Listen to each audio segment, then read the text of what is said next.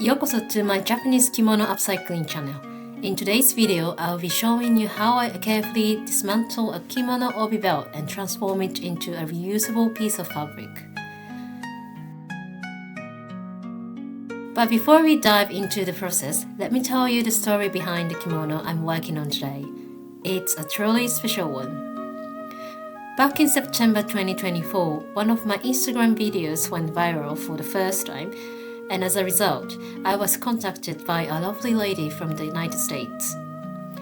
She shared with me that she had inherited her Japanese grandmother's wedding kimono from her father. It had been hanging in her bedroom for nearly half a century. She's now in her 70s, so you can imagine how old this kimono is. She explained that she wanted to repurpose the kimono into items her family could use every day before passing it down to the next generation.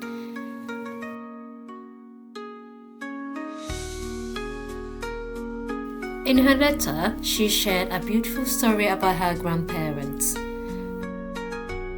Her grandfather had immigrated to California in the early 1900s.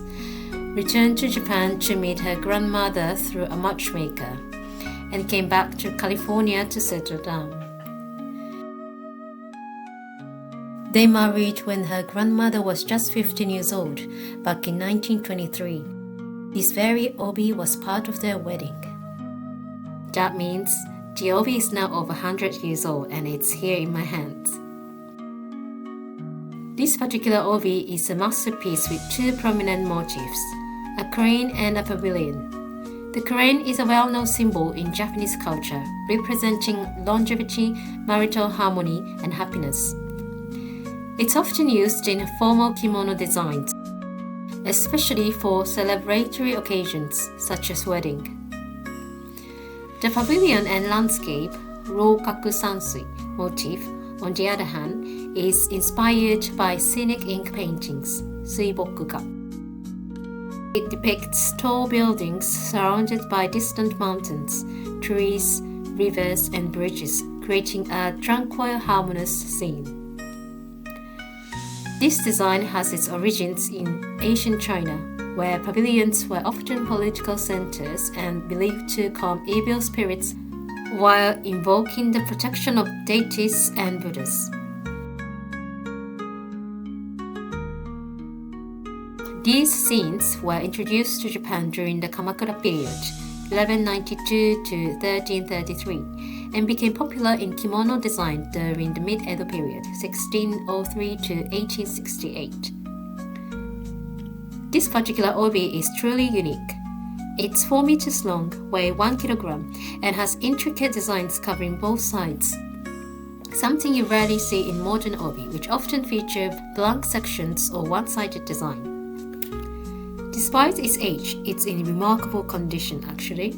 I suspect this is because it was hung for most of its life rather than stored in a chest, and the dry Californian climate certainly helped preserve it. Now you might think such a historic piece would hold great value and could fetch a high price, but sadly that's not the case. Although I'm no expert in valuing antiques, I know that many similar kimonos are discarded every year.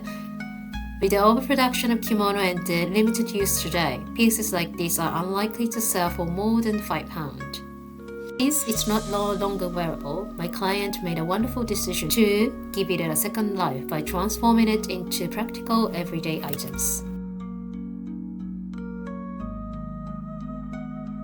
Obi are usually made from 2 long strips of fabric, but I discovered that this one is crafted from a single continuous piece.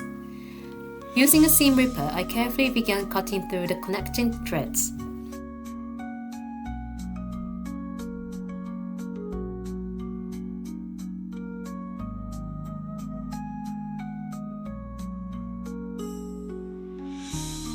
Alternatively, you can simply pull them apart by hand. Kimono were traditionally designed to be upcycled with pieces joined by simple hand stitching.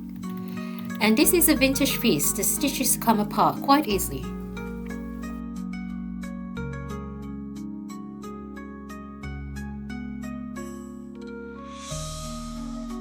Inside the obi, you often find an obi shin are lining used to give a fabric thickness and structure. Unfortunately, this lining is usually damaged, and this one was no exception, with molds, stains, and spots.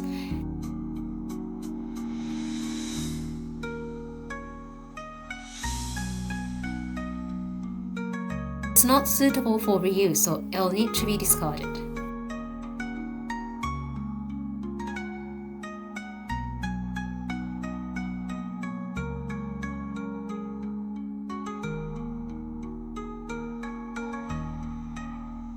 Because the design on this obi extends all the way to the edges, I iron out seam lines to restore the fabric's full beauty.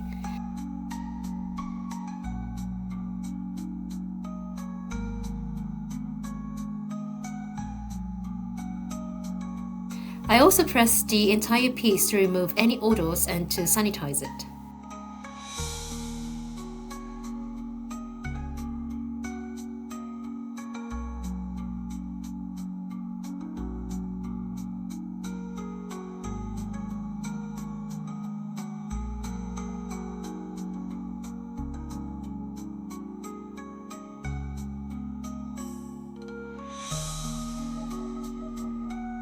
That's all for today's video. In the next one, I'll show you what my client ordered and how I brought it to life. Don't forget to hit that like button, leave a comment if you enjoyed the story, and subscribe to my channel for more upcycling projects. Mata ne!